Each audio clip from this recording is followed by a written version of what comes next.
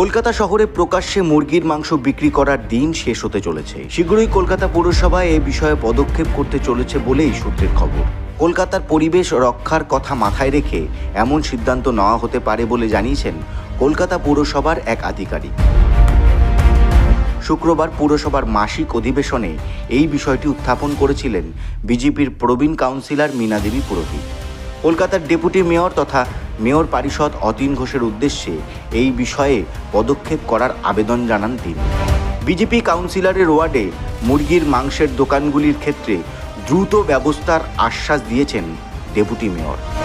পুরসভার এক আধিকারিক জানিয়েছেন, যেভাবে প্রকাশ্যে ফুটপাত কিংবা রাস্তায় অস্থায়ী দোকান বসিয়ে মুরগি কেটে মাংস বিক্রি চলছে, তাতে শহর খুব অপরিষ্কার হচ্ছে।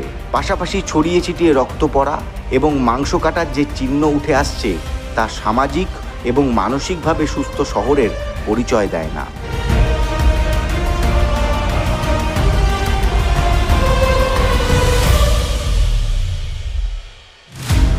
তাই প্রকাশ্যে মুরগি কেটে মাংস বিক্রি করার বিরুদ্ধে পদক্ষেপ জরুরি হয়ে পড়েছে। তবে ওই আধিকারিক জানিয়েছে, ঘেরা জায়গায় মুরগির মাংস বিক্রিতে পৌরসভার কোনো আপত্তি নেই, শুধু পৌরসভার দেওয়া নিয়ম মেনে চললেই হবে।